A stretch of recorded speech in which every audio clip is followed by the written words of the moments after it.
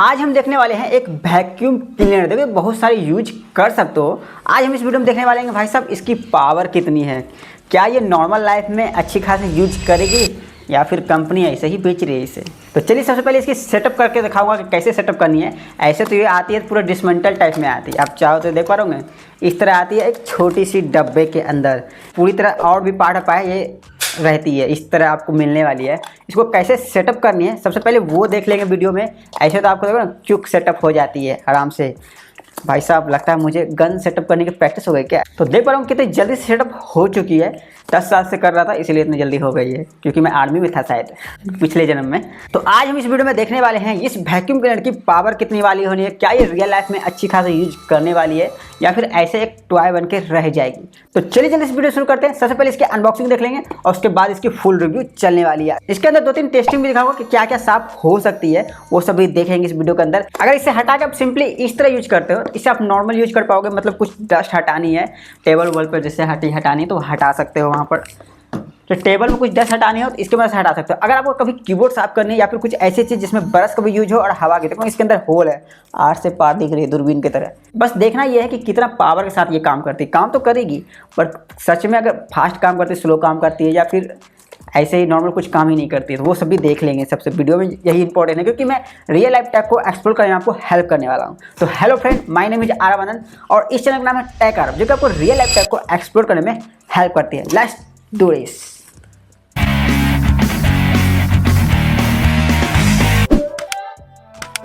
तो आज मेरे पास है एक मिनी वैक्यूम क्लीनर।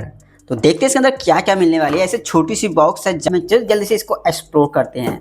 तो यहाँ पर देख पा रहे होंगे सबसे पहले जब इसको निकालेंगे भाई साहब बहुत सारी चीज़ के इक्विपमेंट लग रही है आड़ी। तो देख पा रहे होंगे पूरी तरह बॉक्स खाली हो चुकी है। यहाँ पर एक रैपर यूजर मैनुअल दी गई है। तो सबसे पहले आपको यूजर मैनुअल मिलती है। आप चाहो तो यहाँ पॉज करके सब कुछ डिटेलिंग देख सकते हो, बाकी तो इस वीडियो में देखने को मिल जाएगी। पीछे कैसे वॉश करने हैं, कैसे इसको केयर करनी है वो दी गई है। और इस साइड चाइना में लिखी गई है और इस साइड इंग्लिश में लिखी गई है। चलिए और इस वीडियो में आपको हिंदी में बताया जाएगा।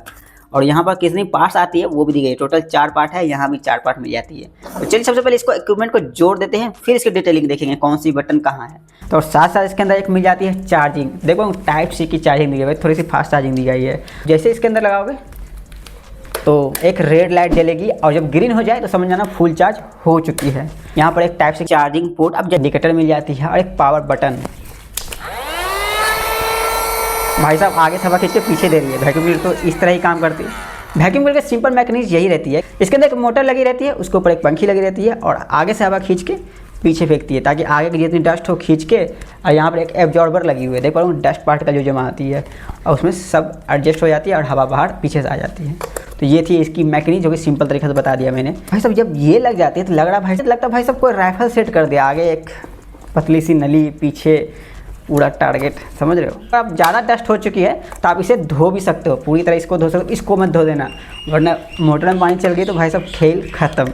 और आप चाहे तो यहाँ से भी ये खुलती है, अगर आप छोटे से बॉक्स में रख रहे हो कहीं भी तो ये भी खुलती है, याद ध्यान रखना। तो चलिए इसकी वैक्यूम क्लीनर की पावर टेस्ट कर लेते हैं। गर्मी दिन थोड़ा बहुत काम आ जाएगा, फ्रेश वगैरह हवा लेनी हो तो याद करेंगे इसको। तो चलिए सारी चीज़ को साइड रखते हैं और आप बात करते हैं इस रियल रिव्यू और डेली लाइफ यूज में इसकी क्या यूज है वो मैं बताने वाला हूँ। इसको जोड़ने के लिए सिंपली देख पा रहा हूँ। सबसे पहले ये वाली चीज़ इसकी पंखे के पीछे लगी, पंखा देख पा रहा हूँ पीछे दी गई है, जो कि भाई साहब बहुत स्पीड चलती है। तो इसको टेस्टिंग में करेंगे कितनी स्पीड है अभी कुछ लाके। तो यहाँ पर देख पा रहा हूँ यहाँ पर एक छोटी सी घाट दी गई है और इसके अंदर भी थोड़ी घाट दी, तो वो देख के आपको यहाँ पर ऐसे हल्का सा मिला के लगानी है और ये सेट हो जाएगी। आप देख पा रहे होंगे सेट हो गई है। और अब आई ये एसेसरी, बताओ ये क्या है। तो ये देखो सिंपल सी आर पार इससे होल है, देख पा रहे होंगे यहाँ से भी देख सकते हो इधर से भी। इससे बीचों बीच हवा आएगी और ये जो ब्रश दी गई है इसके मदद से आप कीबोर्ड में ज़्यादा यूज कर पाओगे, या कीबोर्ड में, या फिर रेक होती है घर में अलमारी वाली रेक जो शटर वाली होती है, तो वहाँ बीच में गंदगी बैठ जाती है। तो ये रेक से, इस ब्रश से आप गंदगी हटाओगे और हवा उसको उड़ा देगी। ये तो देख पा रहे होंगे इस ब्रश से गंदगी हटाना है और हवा उसको खींच लेगी इस होल का मदद से। तो चलिए ये पूरी तरह सेटअप हो गया भाई साहब, हमारी बंदूक हो गई है रेडी। तो देख पा रहे होंगे यहाँ पर जितने भी डस्ट पार्टिकल इसके अंदर जमा होगी, यहाँ पर एक क्लिप दी गई है, उसको पकड़ के जब खींचोगे बाहर तो इसके अंदर पूरे, अभी तो पूरा नया है तो नया लग रही है, तो जब इसके अंदर जब पुराना हो जाएगी तो इसके अंदर सारे डस्ट इसके अंदर एब्जॉर्ब हो जाएगी, इसके अंदर रुकते रहेगी। सिंपली जब ज़्यादा गंदा हो जाए तो आप इसे धो भी सकते हो और नॉर्मल गंदा है बस डस्ट है तो अब इसे फेंक भी सकते हो, फिर इसको सिंपली इसके अंदर लगा देना है। तो चलिए इसको टेस्ट करने के लिए कुछ रखो, जैसे ये क्लॉथ है कुछ, और ये कागज़ के टुकड़ी भी रखे हैं, और ये देखते हैं पहले इसको थोड़ी पीस बना लेते हैं ताकि देखते हैं कितना काम करती है। आपको एक रेक भी जो शटर वाली होती है उसको भी साफ करके दिखाऊंगा, मतलब यूज करके दिखाऊंगा भाई साहब कितनी हवा है इसके अंदर। तो चलिए मुझे लगता है ये तो काफ़ी हो गई है इतना। वैक्यूम देखो आगे से यहाँ से हवा खींचती है, तो इसको खींच पाएगी कि नहीं पाएगी मैं दिखाता हूँ।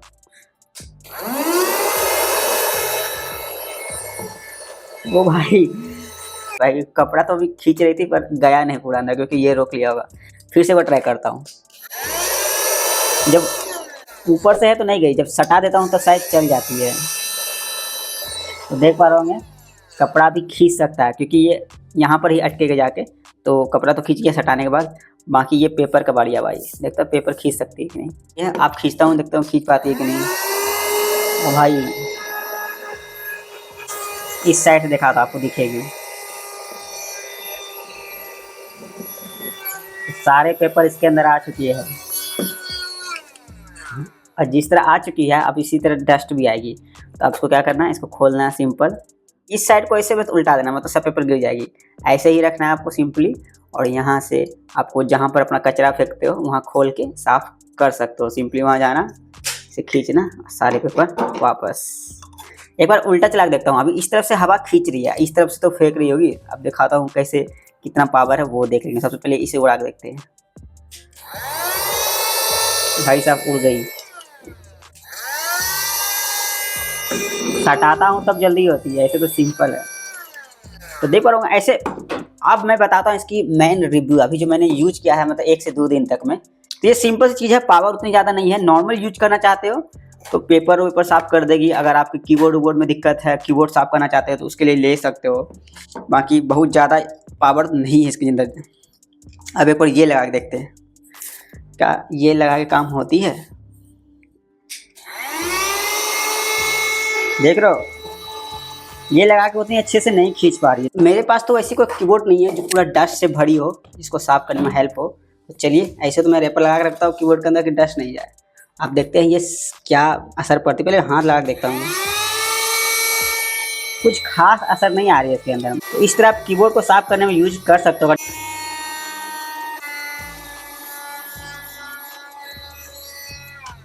तो देख पा रहे हो ये जो वैक्यूम क्लीनर मिलने वाली है, ये एक नॉर्मल से सिंपल सी वैक्यूम क्लीनर है जिसके अंदर पावर नॉर्मल मिलेगी आपको। चलिए देख पा रहा हूँ यहाँ पर कितनी सारी डस्ट है, अगर देखते हैं ये निकाल पाती है कि नहीं।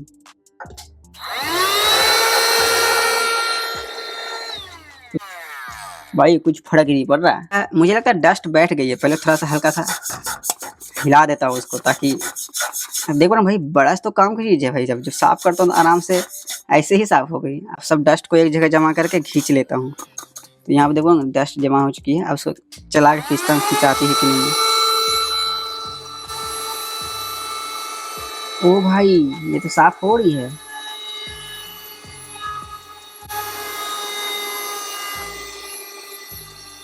देख रहा हूँ अंदर भी डस्ट आ चुकी है।